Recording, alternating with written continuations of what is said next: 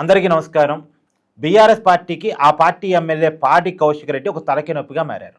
ఆ పార్టీకి అర్థమవుతుందో లేదో నాకు తెలియదు కానీ, ఆ పార్టీ వర్కింగ్ ప్రెసిడెంట్ కేటీఆర్ గారికి అర్థమవుతుందో లేదో నాకు తెలియదు కానీ, పాడి కౌశిక్ రెడ్డి చేస్తున్నటువంటి పనులు బీఆర్ఎస్ పార్టీని మిడిల్ క్లాస్ ప్రజల్లో బదనం చేస్తున్నాయి.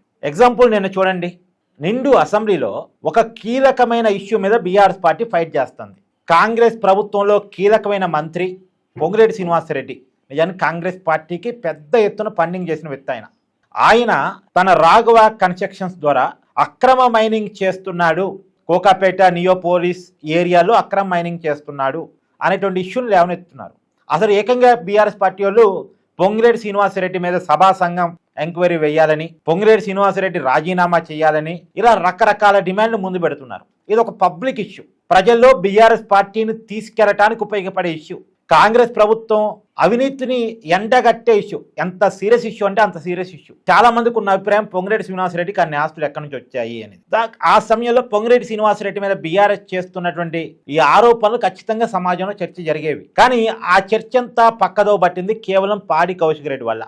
పాడి కౌశిక్ రెడ్డి అసెంబ్లీలో ఆందోళన చేస్తున్న క్రమంలో బీఆర్ఎస్ పార్టీ నుంచి కాంగ్రెస్ పార్టీలోకి మారినటువంటి ఎమ్మెల్యే కడియం శ్రీహరి, చాలా సీనియర్ నాయకుడు, మాజీ మంత్రి.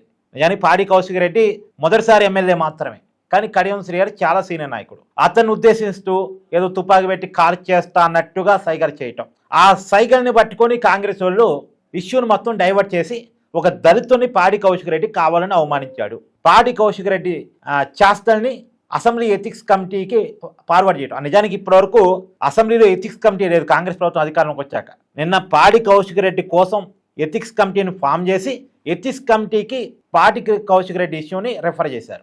ఇప్పుడు పాడి కౌశిక్ రెడ్డి ఇష్యూ వల్ల బీఆర్ఎస్ చేసిన పోరాటం అంతా డైవర్ట్ అయిపోయింది. ఇప్పుడు మాత్రమే కాదు, నిజానికి పాడి కౌశిక్ రెడ్డి హుజూరాబాద్లో ఈటెల రాజేందర్ని ఓడించి గెలిచినటువంటి నాయకుడు. అంటే ఒక రాజకీయ ఉద్దండు, తెలంగాణ ఉద్యమకారుడు. ఒకప్పుడు బీఆర్ఎస్ పార్టీకి నెంబర్ 2, నెంబర్ 3, నెంబర్ 4 లీడర్స్లో ఒకళ్ళు మాజీ మంత్రి ఈటెల రాజేందర్ని ఓడించి గెలిచాడు. హుజూరాబాద్ అనేది ఈటెల రాజేందర్ కంచుకోట, అక్కడి నుంచి గెలిచాడు. దీన్ని ఎంత గౌరవంగా కాపాడుకుంటే ఆ నియోజకవర్గాన్ని బీఆర్ఎస్ కంచుకోటగా అంత కాపాడుకోవడానికి అవకాశం ఉంది. కానీ పాడి కౌశిక్ రెడ్డి చర్యలతో అక్కడ బీఆర్ఎస్ క్యాడర్ కూడా చాలా తీవ్రంగా ఇబ్బంది పడుతున్నారు. మొన్న ఇక్కడ వారి నియోజకవర్గంలోనే ఎమ్మెల్యేకి వ్యతిరేకంగా మీటింగ్ పెట్టారు, పార్టీ అధిష్టానాన్ని కంప్లైంట్ చేశారు లోకల్ క్యాడరే. ఇలా ఉంటే మళ్ళొకసారి ఈటెల రాజేందర్ మీద గెలిపాడు, మా పరువు తీస్తున్నాడు అనేది అక్కడ ప్రజల్లో పడిపోతుంది, అక్కడ పార్టీ క్యాడర్లో కూడా పడిపోతుంది, బీఆర్ఎస్ పార్టీ క్యాడర్లో కూడా.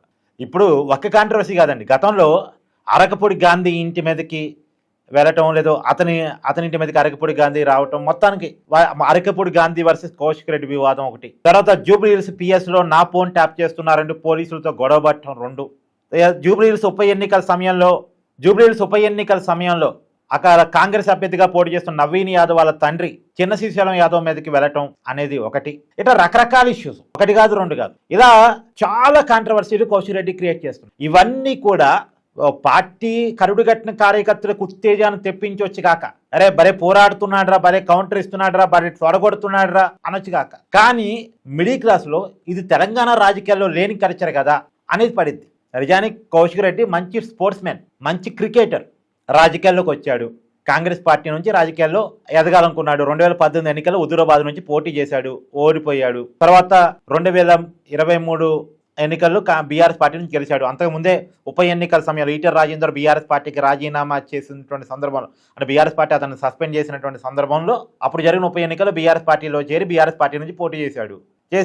ఆ ఎన్నికల్లో ఓడిపోయిన తర్వాత అసలు ఎన్నికల్లో 2023 ఎన్నికల్లో గెలిచాడు, మొదటిసారి ఎమ్మెల్యే. అంతకుముందు ఆ ఎమ్మెల్సీ పదవి కూడా చాలా వివాదం అయింది.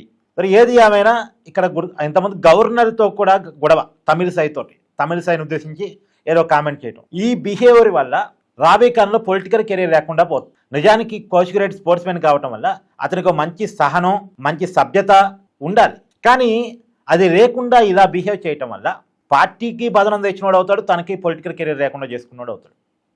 ఇలా బిహేవ్ చేస్తే నెక్స్ట్ టైం హుజూరాబాద్ ప్రజలు ఖచ్చితంగా పాడి కౌశిక్ రెడ్డిని ఓడిస్తారు. ఎందుకంటే పాడి కౌశిక్ రెడ్డి చేస్తున్న పనులని అక్కడ లోకల్ బీఆర్ఎస్ క్యాడర్ జీర్ణించుకోలేకపోతుంది, అక్కడ ప్రజలు జీర్ణించుకోలేకపోతున్నారు. మరి దీన్ని పార్టీ వర్కింగ్ ప్రెసిడెంట్ కేటీఆర్ గమనిస్తున్నారా లేదా చూడాలి.